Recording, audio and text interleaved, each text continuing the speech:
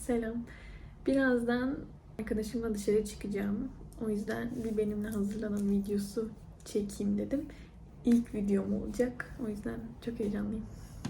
Öyle yani. Az önce saçlarımı yaptım.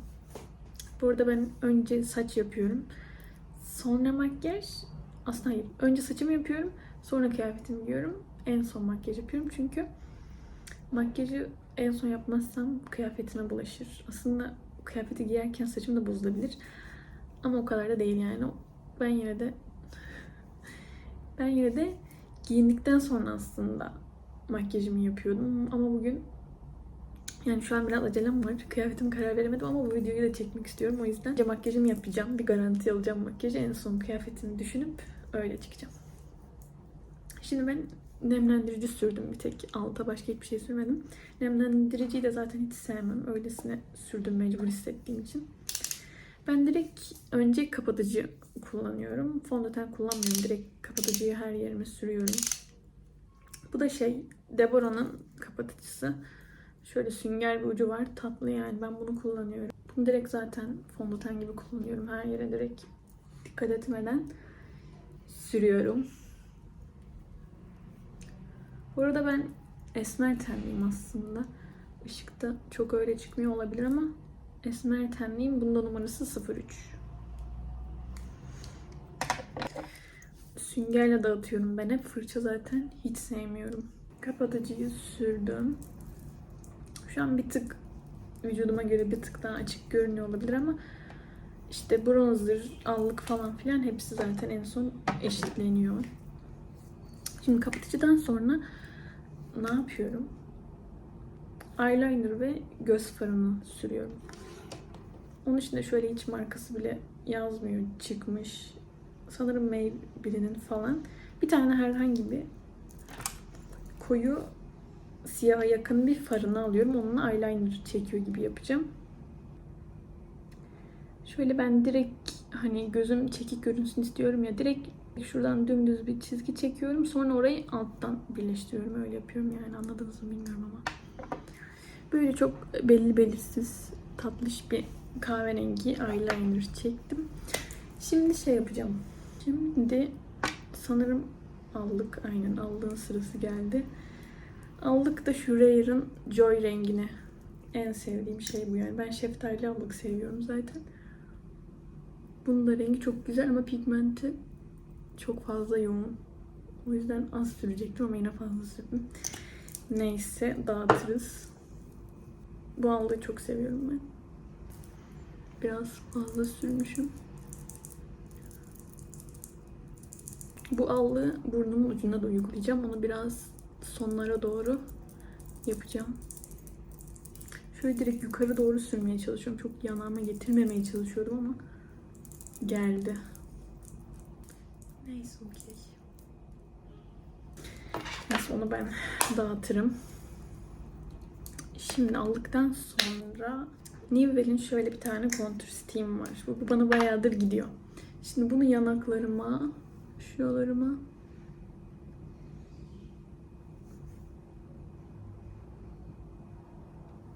ve şöyle burnuma sürüyorum.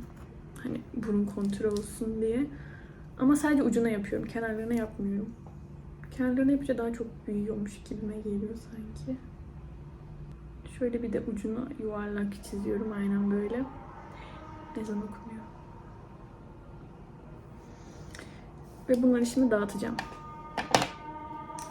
Böyle fırçayla dağıtacağım bu sefer. Bir de alnımın şu kısımlarına da sürüyorum. Burnumdakini de dağıttım. Şimdi şöyle bir şey yapacağım. Göz altıma tekrar kapatıcı süreceğim. 2 kat süreceğim. Çünkü benim göz altım birazcık çökük olduğu için o da koyu duruyor. O yüzden oraya fazladan kapatıcı süreceğim. Bu sefer parmağımla dağıtacağım. Çünkü diğer türlü sünger veya fırça çok emiyor. Gözaltı benim için çok önemli yani. O yüzden parmağımla dağıtacağım bunu. Gözaltımı da dağıttım. Şimdi allıkla bir şey yapıyorum demiştim burnuma. Onu göstereceğim. Şöyle çok az ucunu aldım ve az önceki kontür yapmaya çalıştığım yere çok azıcık süreceğim. Şöyle çok azıcık çizgi şeklinde sürdüm. Bu biraz fazla gelecek. Kalanı yanaklarıma dağıtırım. Yine parmağımla yapacağım. Burnumu da hallettim. Burada bir şey söylemedim. Gözüm lens. Lenslerimin markası da Labella'nın Demi Grey rengi. Yani aslında böyle yeşil diye aldım ama ışıktan ışığa değişiyor. Mavi de durabiliyor. Lens takmayı da seviyorum böyle. Ama genelde günlük hayatımda takmıyorum. Şimdi ne yapacağım? Şimdi şey yapacağım. Allah hallettik. Kontür hallettik. Heh. Şimdi şunu yapacağım. Pudralama. En sevdiğim kısım. Yani pudra süngerim var. Bunu Temu'dan almıştım. Temu videomda gösteriyorum. Bir tane de Laude'nin HD Loose Powder yazıyor. Bunu kullanacağım. Şöyle kapağına döktüm. Sanırım şimdi birazdan yapacak olacağım şey baking olması lazım. Yani baking yapmaya çalışıyorum galiba. Şöyle göz altıma bayağı yoğun olacak bir şekilde. Daha sonra zaten bunu dağıtacağım. Hem böylelikle 2 kat sürdüğüm kapatıcı da çizgilere dolmamış oluyor.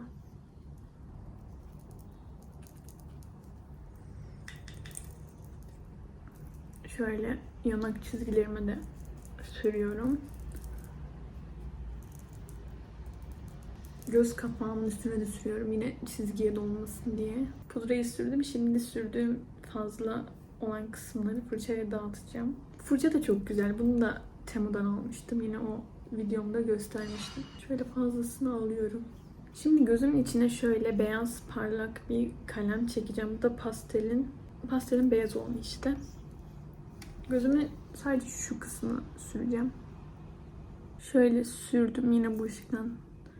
Çok belli olmuyor ama şimdi rimel olarak klasik bunu kullanıyorum. Ben bundan pek vazgeçemedim. Ama öncesinde tabii kıvıracağım. Rimeli de hallettim. Şimdi gözümün altına şu kalemden çekeceğim. Bu dudak kalemi. Flormar'ın 244'ü. Birazdan zaten dudağımı da bununla çerçeveleyeceğim. Ama gözümün altına da şu kenarlara bunu kullanıyorum. Çünkü hem akmıyor hem de siyah değil kahverengi daha güzel duruyor. Şöyle sadece şuraları sürdüm ve biraz ışıktan kızıl duruyor ama normalde daha kahverengi. Şimdi dudaklarımın kenarlarına da bunu süreceğim. Çok azıcık minnacık taşıyacağım. Hatta taşırmayacağım. Tam şu kısmını süreceğim. Yani tam üstüne süreceğim.